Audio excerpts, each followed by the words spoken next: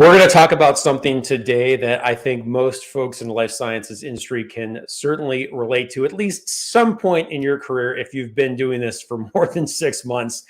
And that is thinking about how we go into conversations that we have internally when our brand is not quite at goal. It's that gap between brand potential and actual performance. And as leaders, we've got to find ways to fill in that gap and fill it in quickly. But that really means we've got to dig deep quite often and figure out what is it about what's going on and how we're introducing that brand to the marketplace that isn't getting that desired action. Is it capabilities? Is it execution?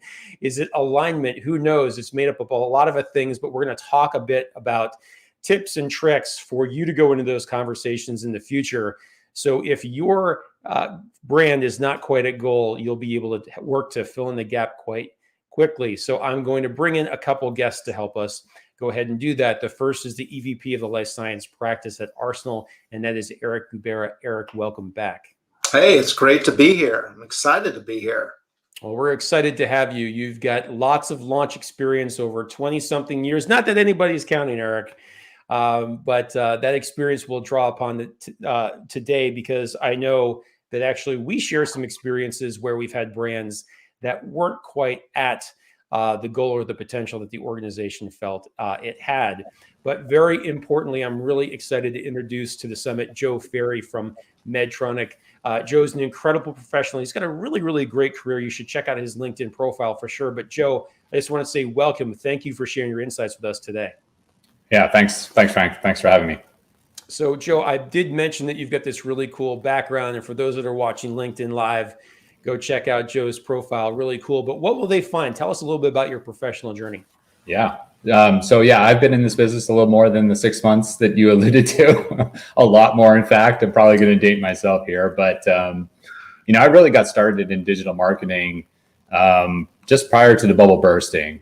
Between first and second year of business school, I worked at agency.com, one of the original interactive agencies in New York City. There were just a handful at the time. And I stuck with it. And the reason being is what we're talking about here today, which is I need to measure performance. In my work, in my personal life, I'm into golf and running. I need to see the score. I need to know what my handicap is. I need to know what time across that finish line.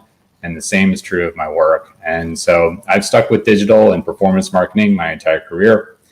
I was on, as I mentioned, on the agency side of the business, working on automotive accounts. And then flipped over to client side, spent some time at CPG, at Nestle, and then most recently Medtronic now for the last 8 years in the diabetes operating unit.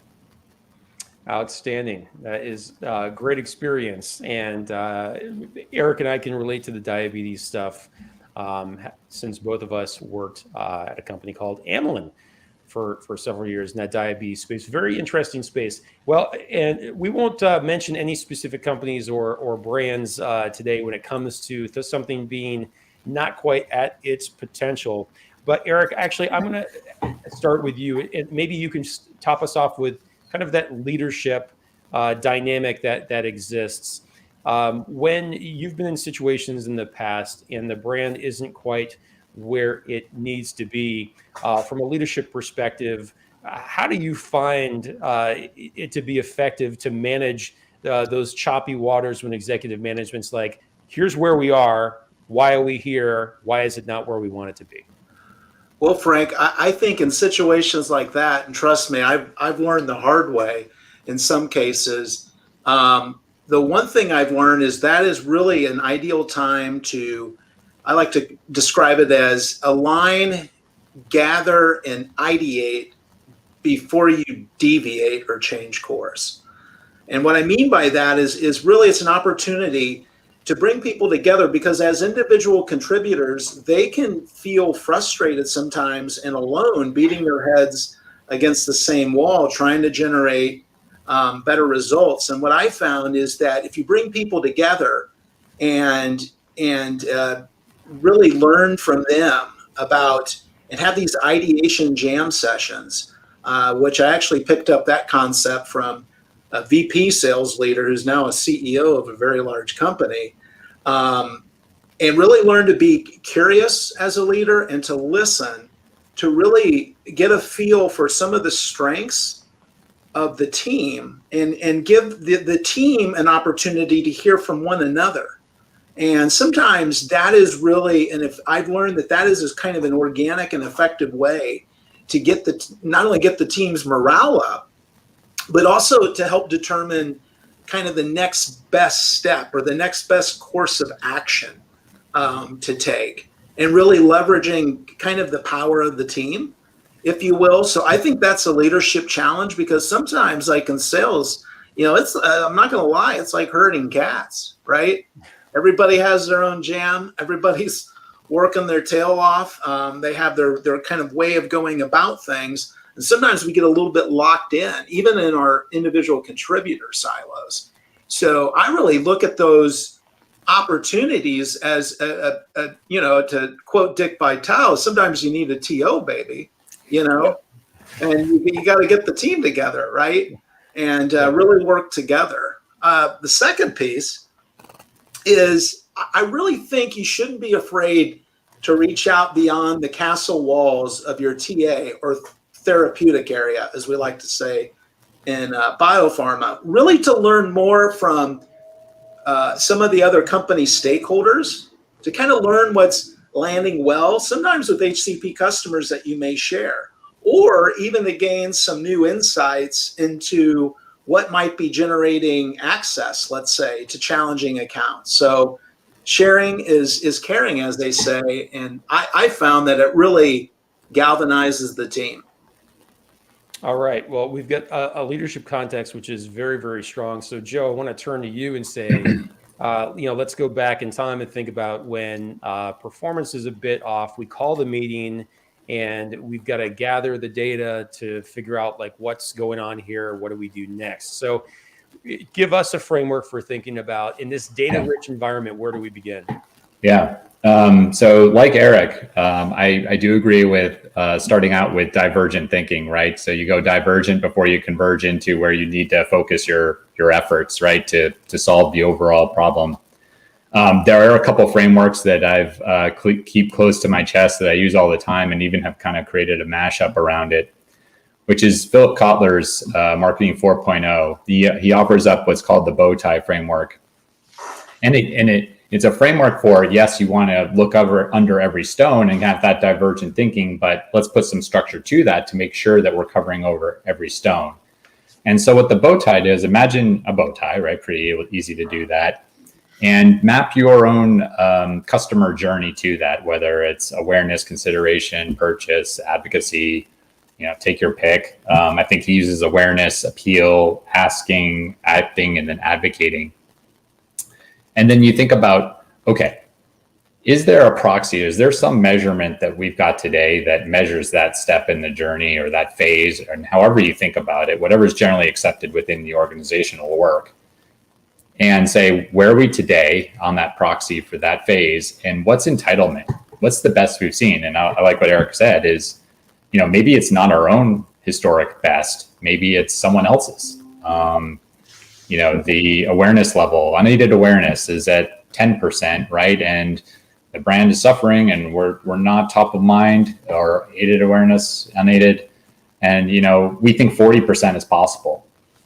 So you start to diagram that out across all phases with your proxies for measurement, where you are today and where you could be. And then you start to clearly see where the choke points are in that bow tie. And there's natural, narrowing as you get to acting, right? If you think about that marketing funnel, you've got awareness down to purchase. You're going to lose some people along the way, right? So acknowledging that, and then looking at that visualization and saying, where are we weak? Where are we lowest relative to entitlement? That's the area of focus. And, I mentioned Avinash Kaushik, right, with his see, think, do framework. So now you start thinking about, okay, this is where we're weak, and see, think, do, care. What aspect of content or experiences or moments do we need to add into this mix to help widen that bottleneck and start to get it closer to entitlement? So then you start to solution on that. And you start to think of ways that, as a group, you can offer up better experiences that open that up for you. That's great advice. And I love practical frameworks, and I know our audience does too. So, Joe, thank you for that very, very much. Eric, I want to build on something that Joe mentioned a couple of times. Is really about that experience piece. And from a sales leadership perspective, when you think about how sales teams are looking to drive a highly effective HCP experience so that can translate into action and ultimately serve patients, that's all well and good. When we do have that gap, clearly there's an issue with action, momentum, et cetera. From your point of view, from a sales leadership perspective, what do you expect from sales teams moving forward? So if they're not getting the momentum, what can these teams do to take a deeper look at the customer journey so maybe they can pick up where that message left off through an interaction that didn't include the salesperson? Yeah, I think that's where it becomes vital having cross-functional touch points within your organization. Now, I know that can be a challenge for smaller companies, but I think when you look at your medical affairs partners, and of course, there's some clear lines of demarcation there you have to respect and be aware of. But there's so many people and so many resources sometimes that we miss out on. And one of the ones that I'd like to call out is commercial learning and development. Now, I happen to be very fortunate at my last stop to have a fantastic commercial learning and development program and team with just an abundance of resources. So sometimes there's some answers, if you will, that are hidden in plain sight, or there's a skill gap that there might be a resource that's available that as a leader, it's impossible for you to keep track of every single one. And so I think it's one thing to identify the problem, but you don't want to start, digging the well once you're thirsty, right? You want to actually, I like Joe's point, you want to kind of have a framework and an awareness of resources that you have to go to along the way. And I think the leadership challenge is paying attention, to those things along the way. And let's not wait till the wheels have come off the performance wagon, before we start, reevaluating things and determining a new course of action. So with courses of action, Joe, many brands have added capabilities, efforts, and tactics, especially in the last year and a half or so. So with all of these additional tactics in play and the data that they produce, but then you get the executive leadership question kind of once again, which is like, why are we where we are? How do you coach other leaders to go in and think about sorting the data and coming up with insights and recommendations for next best action? Next best action, right? I would come back to that framework that I previously mentioned, right? Because gap between today and entitlement, that's the largest gap is got to be your area of focus, right? That's where it's narrowing down. Now, sometimes, just as you mentioned, it is precisely because it has been a blind spot or being ignored for a period of time that now it needs to be some light shined on it. And sometimes that entails better tools or technology or data that isn't regularly looked at, right? And where people are afraid to go there, they don't want to go there for political reasons. Maybe it's not safe, but that's when you what's that saying about looking for your keys on only underneath the light pole, right? When it's probably in the shadows somewhere, right, where you're having the issue, because otherwise it would have been brought up before. So oftentimes that's going to occur, and you're going to realize we don't have a number on that, and we need to know where we are stand, or something else that we haven't been looking at historically needs to be investigated. And that starts to lead you into technology offerings that give you what you need. So maybe we can build on that a little bit, Joe. When it does come to technology, I don't know that I've seen a solicitation lately that didn't include some whiz-bang tech that had AI, ML, you name it. Help us make sense of what's going on out there. There's a lot of tech to help us sort the data.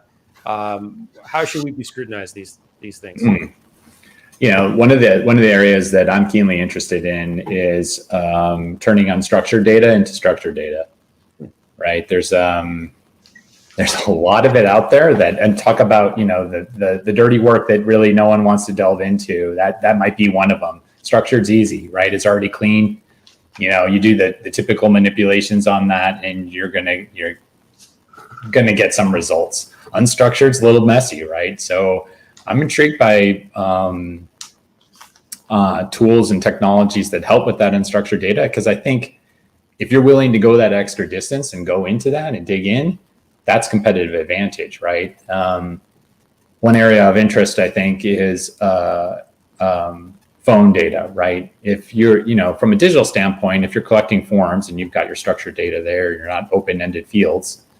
There's also, if you're offering up call as a CTA, there's a lot of information that comes across verbally in audio files, right? Can that be translated, tagged, time-stamped, using, you're talking about AI and natural language processing to make that usable, right? And not just in the minds of reps and people answering the calls, but bring it into databases so that it can be manipulated and used.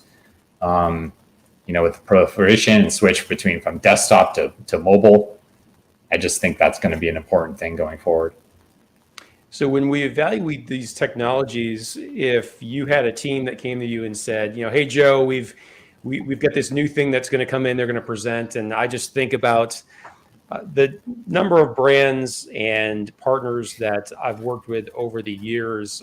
So many of them were fantastic, but I'd be remiss if I didn't tell you that most of the time, the best the product ever was during the capabilities presentation, ROI. How do you, if you're coaching a junior person and they're going to come in and they're about to get wowed with the capabilities, how do you tell them to this is how you objectively evaluate a new tech that we may want to bring into the enterprise? Yep. Yeah. So my line of inquiry goes something like this. What question does this answer for us? And is it a big enough question that if answered is going to give us the ROI on this investment, right? And if that's not there, then the conversation's over. Next, if that's met and they say, okay, yeah, it answers this question. If we answer that correctly, this is the upside opportunity of it and it outweighs the cost.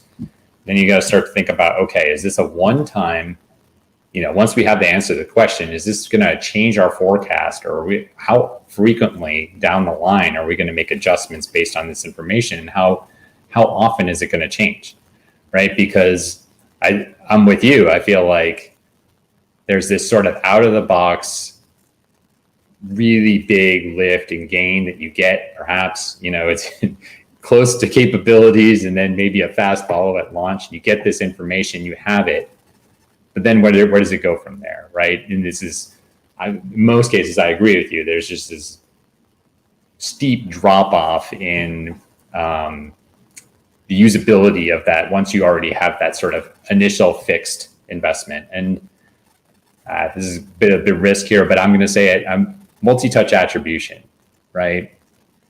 This is one that I had wanted this toy for so long, and I felt like I needed to have it, but I asked around quite a bit, right? And what everyone was telling me was exactly what I just kind of shared, that scenario where once you have it once, it's really not going to move all that much at all. So if you can model it to begin with, you don't need the real time. You're not going to be checking in with this on a regular basis the way that multi-touch requires you to feed that data constantly, right? So by way of example, that's one that I think that probably depends on your business, but for me and where we are, I think it's one of those things where you might be able to model it to begin with, and the fixed upfront is going to give you more than what the future questions down the line and adjustments to your forecasting or your optimizations are ever going to give in return.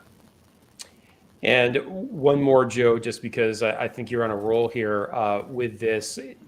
More advice for the audience here, and that's really centered around while we have added a lot of tools, we've had a lot of advances in technology, but we've also been in an environment recently where the playing field has changed for us to do what we want to do with the customer, with those tools, with the technology, with the advances of data and modeling AI, ML, you name it. Is it getting easier or harder to figure out what is working when it comes to our overall brand effort? Impossible question, right? Yeah. Wow. So where my mind starts to go to is personalization and customization, right? Because what we're talking about, and I think for most of us, the way I'm understanding that question is about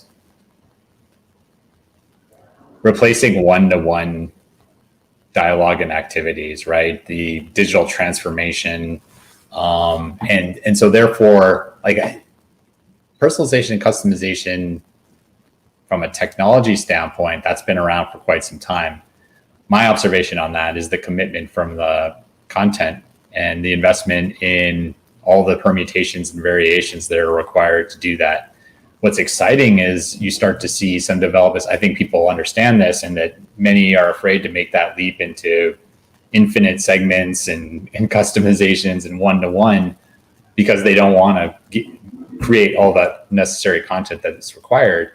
But there is some technology that's starting to come out that does that, which is very cool. I've used it for boys baseball games, right? I think there's a great tool where if you load in the stats, it's going to do a write-up that you can send to your local paper. It does a pretty good job of it. You know, Johnny caught his first fly ball in left field of the season, you know, also hit a third, you know, a triple, and scored 2 runs. You know, that dialogue is fantastic. And I didn't have to do anything to create it. It was just using the data that it had to source to create content at an individual level. You know, 8-year-old baseball little league game in a suburb of Los Angeles, right? I mean, that's pretty neat. That's very, very cool. That is very, very cool. So, Eric, I'll bring you back into the fold here with a question around like Salesforce impact. And so I know we've talked a lot in all of our sessions today about tools and technology and techniques to make sense of how we're performing, how we're trying to have a brand breakthrough for sure. But thinking of your experiences in both small biotech as well as very, very large pharma, I know that you've always maintained that regardless of the number of other additional sales and marketing efforts, that the impact of a sales force is very, very real.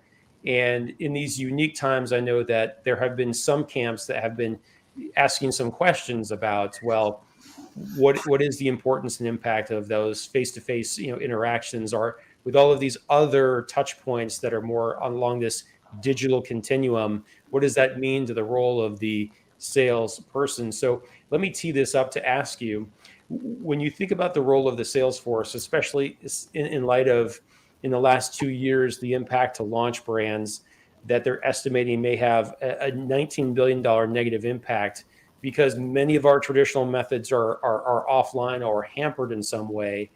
What's your vision for the sales roles and being able to quantify the impact that they have on those sales numbers when times are good or where they're bad?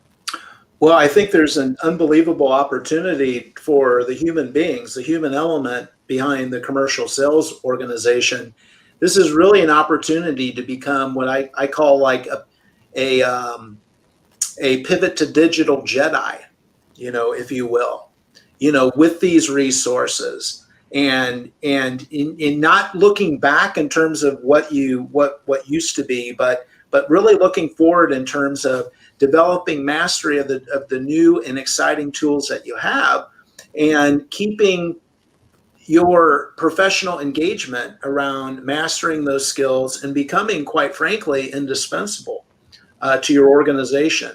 Because ultimately, as these technologies emerge that actually are enabling us to personalize the content and to meet the customers where they are, we're going to need a human quarterback, if you will, that understands those relationships and understands and can read, even on virtual calls, body language and things like that, to gather interest in things that AI, quite simply, might not be able to pick up. They might not have found, they might not have told the story that, Joey got a triple, but he tripped on second base and got into a rundown and won the rundown to third. You see what I'm saying? Like there's all this nuance that really requires the attention of dedicated sales professionals.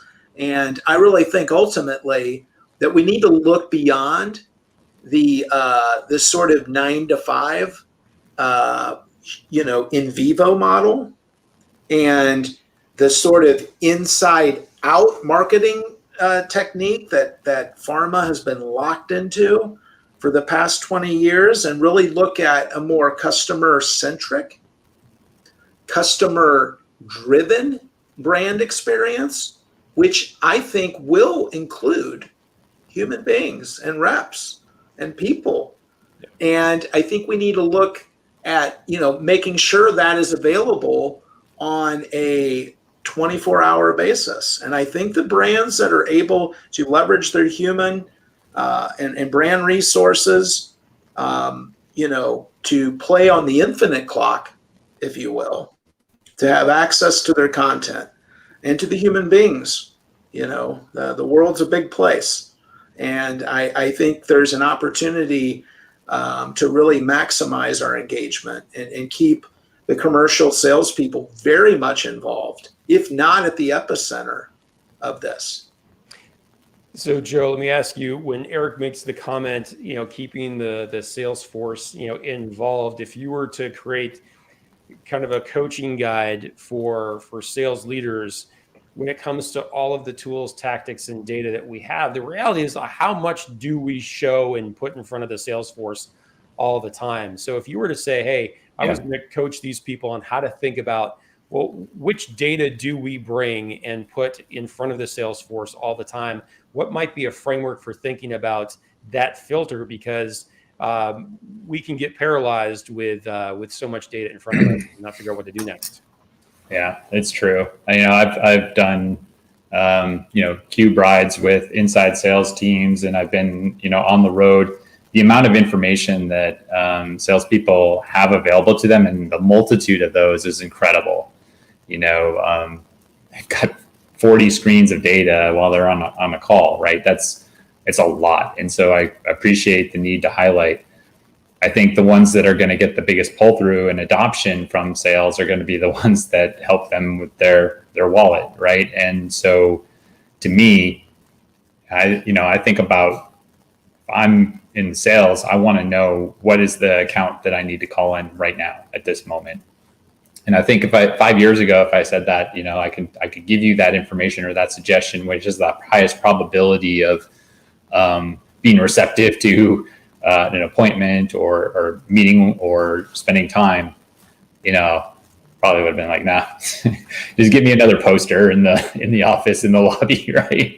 But today that's not true. And to Eric's point, there are a number of people within the sales organization that have really embraced this idea and saying, the old direct mail model of recency, frequency, and dollar amount, now recency, frequency, and sort of depth of engagement. If I can put a number to that, and almost like a lead scoring model, right? And say, this is someone that's keenly interested right now. The scheduling of account visits, timing, the rotations, I think, would markedly change based on that information. So yeah, that's where my mind goes in terms of simplifying the data and consolidating, and somewhat of a sales qualification or marketing qualification of leads, using some scoring methodologies with behavioral data. I think that's going to help them tremendously. I'm already seeing adoption, right? And so I think that's what's coming. All right. Well, speaking of what's coming down the road, Joe, I'll go to you, and then Eric, I'll ask for your input as well. So what's coming down the road? What do you feel in the transformation that our industries have had to go through in the last couple of years? What are you really most excited about that could be an output of the transformation that we've had to put our commercial models through?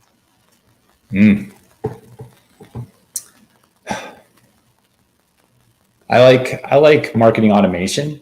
Mm-hmm. I like, and I think about lead nurturing and creating infinite number of paths and journeys a bit to the individual based on where they are and how they were consuming information. It's, we all know as marketers, it's important to be timely and relevant. Marketing automation lets you do that like never before, right? I can deliver an email to an individual within 5 minutes of when they typically open their email, and it doesn't have to always go out to the entire audience at the same time. The subject line on that could be different than what it is for another person if their psychographic segment varies. Office dynamics are different. So to me, like I know marketing automation can do a lot more than what many of us in this industry are using it for. And it's time to start to look into that and really take advantage of the bells and whistles and take it to the next level. That is great stuff. I think that could be just so powerful. And with hyper customization and personalization, gosh, I just feel like it. I should actually let me say this. I think for all of us, when we do not receive an experience that's hyper personalized, it's starting to really, really stand out. And let's face it, our attention is at a premium. So, all right, attention's on you, Eric. What are you most excited about as an output of all the transformation? Well, I tell you, the most exciting thing as a brand launch person, you're not going to be shocked by this, is the speed to market of new molecular entities, and the pace of that innovation is absolutely spectacular. And it's impossible not to be excited about the potential, the delivery for patients, especially with unmet needs. I mean, there's so many breakthrough treatments that are emerging beyond the pandemic and COVID. I'm talking about brain health and chronic kidney disease.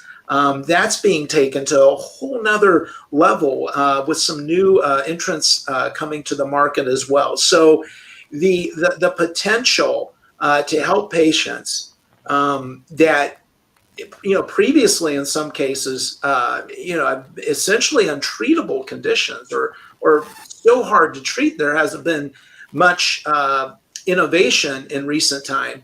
I think that's the area that we need to keep in mind with all the challenges of the navigating a very complicated healthcare system. That innovation is going to find a home, and it's really exciting for the people that are going to help deliver that against that promise to patients moving forward. So I'm kind of the simple guy. I mean, to me, that's the bottom line thing that I'm most excited about for life science companies. And it's just an honor and a privilege really to be able to help them realize their potential and kind of develop the capabilities, identify the capabilities that they need in order to close that execution gap.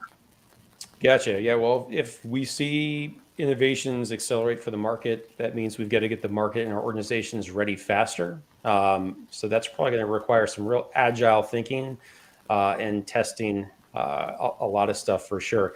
So Joe, if you want to bring us home here with just a very simple wrap up, if we do have a brand that is got a gap to its goal right now, whether it's from a technology standpoint, a leadership standpoint, you pick the audience, you pick the advice.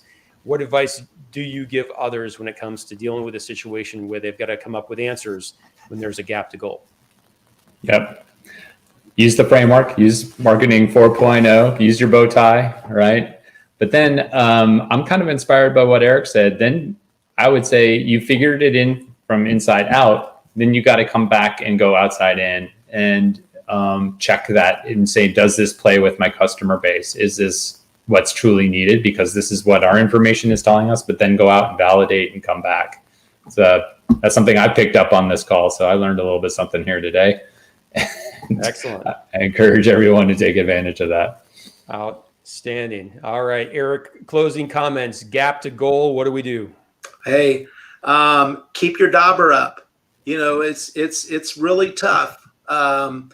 When the information comes in and you open up the report, and like Joe, that's a metric. I'm a kind of a bit of a scoreboard person myself. So keep your dauber up and reach out, stay connected. We're all in this together, especially within your ecosystem at your company. But that's the great thing about these summits is then we're coming together even more broadly to really noodle these challenges and learn some best practices like this bow tie framework. Like I'm on it after we hang up. I'm just saying. Outstanding. I think that's certainly a high note. We learned a lot, but to everyone's point, let's go ahead and compete individually. That is a great, healthy thing. But if we collaborate as one, since our industries have a common value system and mission to serve patients, I think the collaboration is a good thing for everybody, for sure. So on that note, Eric, thank you for your time and treasures. I really appreciate it. Joe, it was just absolutely fantastic today. Everyone took a lot of notes. Thank you for giving your time. I appreciate it. Thanks. I had a blast. All right, guys. Well, on that note, thank you, everybody. On behalf of Arsenal Nation, Eric, Joe, we appreciate you very, very much. I hope you enjoyed the session, and we'll see you at the next one. Thanks, everybody.